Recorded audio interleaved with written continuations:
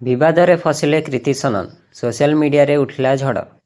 ତେବେ ସୂଚନା ଅନୁସାରେ ଗୋଟିଏ ପର୍ବ, ଦାମୀ ବିଜ୍ଞାପନ, ବଲିଉଡର ଜଣେ ବଡ଼ ଚେହେରା ଏବଂ ସୋସିଆଲ ମିଡ଼ିଆରେ ବିବାଦ। ରକ୍ଷାବନ୍ଧନ ପାଇଁ ତିଆରି ହୋଇଥିବା ଏକ ଜୁଏଲାରୀ ବିଜ୍ଞାପନକୁ ନେଇ ଅଭିନେତ୍ରୀ କ୍ରିତି ସନନ ବିବାଦରେ ଫସିଛନ୍ତି। ଏହି ବିଜ୍ଞାପନ ନେଇ ସୋସିଆଲ ମିଡ଼ିଆରେ ବିଭିନ୍ନ ପ୍ରକାରର ପ୍ରତିକ୍ରିୟା ଆସୁଛି। ବିଜ୍ଞାପନରେ କ୍ରିତି ନିଜ ଭାଇଙ୍କ ସହ ରକ୍ଷାବନ୍ଧନ ପାଳନ କରୁଥିବା ଦେଖାଯାଇଛି। ଏହାପରେ ସେ ନିଜ ପୋଷା କୁକୁରକୁ ମଧ୍ୟ ରାକ୍ଷୀ ବାନ୍ଧୁଛନ୍ତି।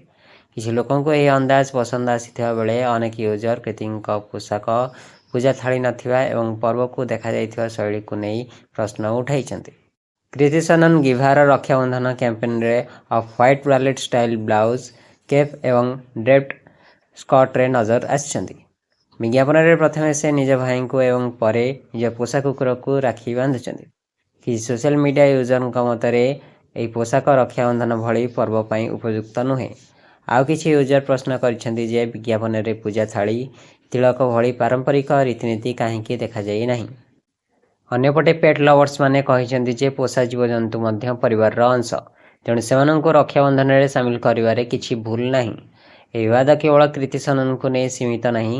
ବିଜ୍ଞାପନ ପ୍ରସ୍ତୁତ କରିଥିବା ଟିମ୍, ଏହାକୁ ଅନୁମୋଦନ କରିଥିବା ବ୍ରାଣ୍ଡ ଏବଂ ସମ୍ପୂର୍ଣ୍ଣ କ୍ୟାମ୍ପେନ୍ର ଚିନ୍ତାଧାରା ଉପରେ ମଧ୍ୟ ପ୍ରଶ୍ନ ଉଠୁଛି।